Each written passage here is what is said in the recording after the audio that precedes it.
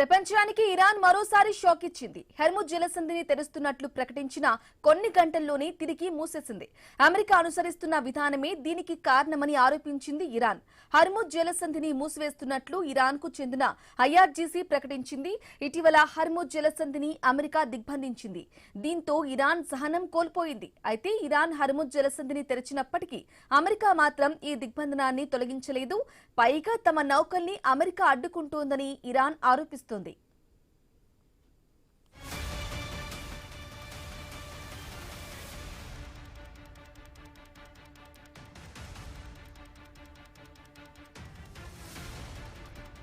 Hormuz జలసంధిని తిరిగి మూసివేస్తున్నట్లు Iran ప్రకటించింది.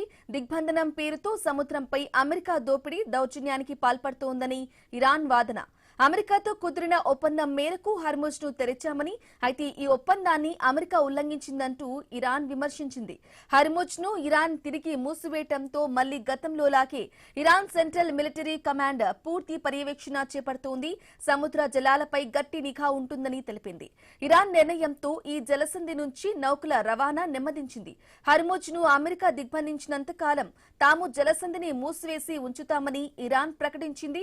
అయితే ఈ విషయంలో అమెరికా వైఖరి భిన్నంగా ఉంది. తమతో ఒప్పందం కుదుర్చుకునే వరకు హర్ముజ్ దిగ్బంధనం కొనసాగుతుందంట అని అమెరికా అధ్యక్షుడు డొనాల్డ్ ట్రంప్ ఖరాఖండిగా చెప్పేస్తున్నారు. ఇక ఇదే సమయంలో ఇరాన్ తమ దేశంలోని పలు ఎయిర్పోర్ట్లను తిరిగి తెరుస్తున్నట్లు ప్రకటించింది. తూర్పు మార్గంలో అంతర్జాతీయ విమానాల రాకపోకలకు అనుగుణంగా అనుమతులిస్తున్నట్లు ఇరాన్ సివిల్ ఏవియేషన్ ఆర్గనైజేషన్ ప్రకటించింది. హర్ముజ్ కు సంబంధించి దీన్ని ఇంకొంతకాలం ఇలాగే మూసి ఉంచితే ప్రపంచం మళ్లీ సంక్షోభంలో కూరుకుపోవడం ఖాయంగా కనిపిస్తోంది. ఇక ఇప్పటికే చమురు ధరలు కూడా భారీగా పెరిగాయి.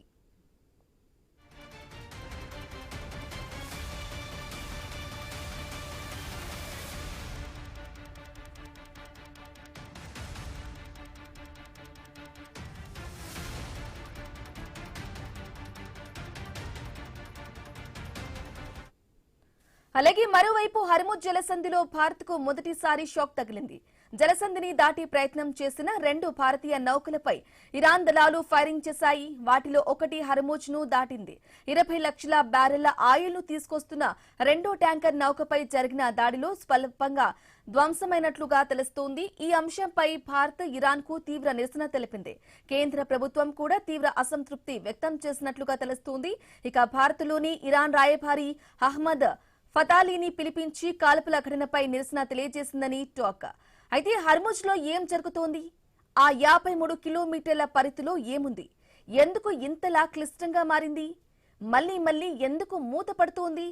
ఇక ట్రంప్ కు ఇరాన్ కంటే ముఖ్యం హర్ముజేనా? అమెరికా శాంతి అంటూనే రెచ్చగొడుతుందా? ట్రంప్ కు శాంతి అవసరం లేదా? భారత షిప్లపై కాల్పులు ఎందుకు జరిగాయి?